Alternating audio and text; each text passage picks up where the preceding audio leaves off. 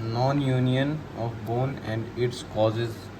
University में question पूछा हुआ है, इसको कैसे डील करना है। नॉन यूनियन का मतलब क्या है कि no callus formation, no callus formation होता है अगर more than 9 months after fracture के बाद कोई भी अटैम्प्ट नहीं करता कैलस फॉर्मेशन का, तो उसको नॉन यूनियन बोला जाता है।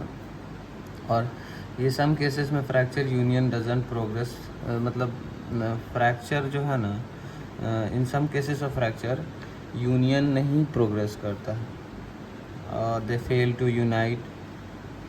और ये वाला डाटा याद नहीं करना, ये after 6 months of fracture if not unite, इसको क्या बोला जाता है, तो इसको डिलेड यूनियन बोला जाता है। डिलेड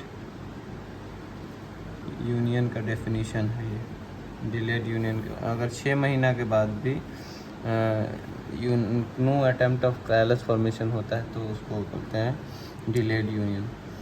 और presence of mobility at the fracture after reasonable period is surely a sign of non union. अगर मोबिलिटी है after the fracture after a reasonable period of is surely a sign of non union. ठीक है। Pain at the fracture site on using the limbs is the indication of non union. Pen हो रहा है limbs use करने के बाद, मतलब कुछ दिन बाद नॉर्मली हील कर जाना चाहिए था, लेकिन अगर नहीं हील करा, पेन कर रहा है फ्रैक्चर साइट पे, तो ये नॉन यूनियन का इंडिकेशन है। नॉन यूनियन में भी पेनलेस हो सकता है। समटाइम्स क्या होता है कि स्यूडो जॉइंट यानी स्यूडो आर्थराइटिस फॉर्मेशन हो जाता है बिटवीन द फ्रैक्चर एंड्स। जैसे दो बोन फ्रैक्चर हुआ, उसके बीच में स्यूडो जॉइंट बन गया। ठीक है। टाइप्स ऑफ नॉन यूनियन में देखना है तो जनरली यूजुअली 3 टाइप का होता है, लेकिन इसमें 2 ही टाइप हमको देखना है। टाइप्स ऑफ नॉन यूनियन, एक एट्रोफिक होता है, एक हाइपरट्रोफिक होता है, तीसरा ओलिगोट्रोफिक होता है। तो एट्रोफिक में क्या है, no callus attempt, no minimal और no attempt of callus formation at the fracture site. Fracture site पे कोई भी कैलस फॉर्मेशन का कोई अटेम्प्ट ही नहीं होगा। मतलब इसमें जो है ये पैथोलॉजिकली कुछ पैथोलॉजी प्रेजेंट है बोन में, जिसके वजह से इसमें कैलस बनना ही शुरू ही नहीं होता है। नेक्स्ट है hypertrophic. Hypertrophic type of non union. इसमें क्या होता है, कैलस इज प्रेजेंट होता है but it does not bridging नहीं कर रहा फ्रैक्चर साइट को। अगर ब्रीज नहीं करेगा तो यूनियन नहीं हो पाएगा। तो इसमें पैथोलॉजी नहीं है, बस ब्रीज नहीं कर पा रहा। Common sites of non union क्या क्या है, एक तो सबसे पहले लोअर 1/3 ऑफ द टिबिया होता है।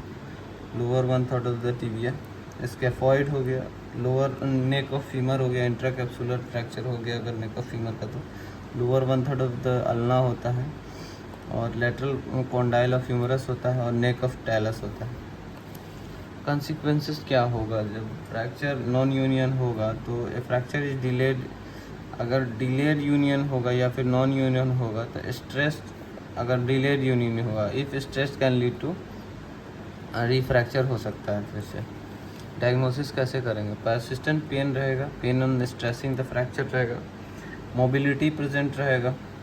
अब हो जाना जनरली कुछ टाइम पीरियड बाद वो जॉइंट हो जाना चाहिए, बट स्टिल मोबिलिटी प्रेजेंट रह रहा है बोन्स के बीच में। तो increasing deformity eight the fracture site, कुछ एबनॉर्मल डिफॉर्मिटी दिखता है। रेडियोलॉजिकल साइंस डायग्नोसिस कैसे करेंगे, फ्रैक्चर लाइन विजिबल दिखेगा रेडियोलॉजिकली, जैसे यहाँ दिख रहा है इस टाइप से विजिबल होगा। फ्रैक्चर लाइन यहाँ पे दिख रहा है, यहाँ पे दिख रहा है, यहाँ पे भी दिख रहा है, यहाँ पे भी फ्रैक्चर लाइन दिख रहा है, इसीलिए।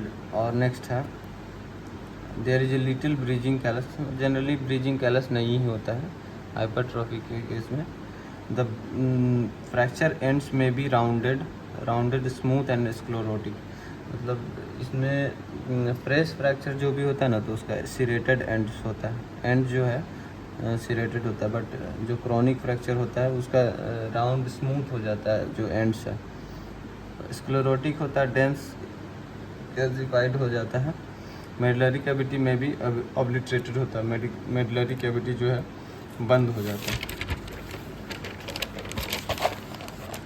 3D स्कैन जो करते हैं differentiate between delayed healing and non healing. Non union में डिलेड हीलिंग, एक डिलेड यूनियन होता है, एक नॉन यूनियन होता है। उसको डिफरेंशिएट करने के लिए 3D CT स्कैन करना पड़ेगा। कॉजेज़ क्या क्या है, तो ये कॉजेज़ यूनी में पूछा जा चुका है। रिलेटेड टू द पेशेंट है, सबसे पहले पेशेंट रिलेटेड कॉजेज़ है।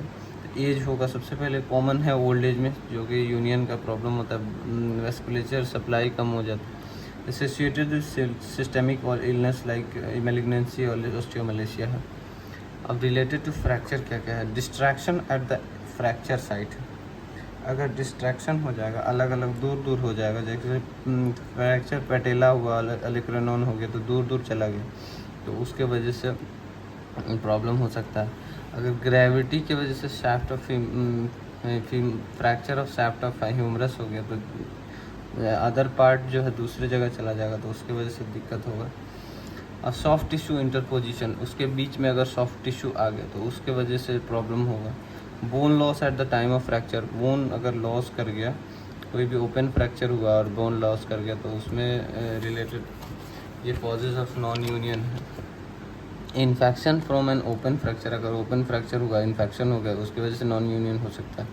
Damage to blood supply of the fracture fragments, मतलब ब्लड सप्लाई डैमेज कर जाएगा तो उसकी वजह से भी नॉन यूनियन होगा। पैथोलॉजिकल फ्रैक्चर, पैथोलॉजिकल फ्रैक्चर में अगर ऐसा होता है तो भी नॉन यूनियन होने का चांसेस होता है।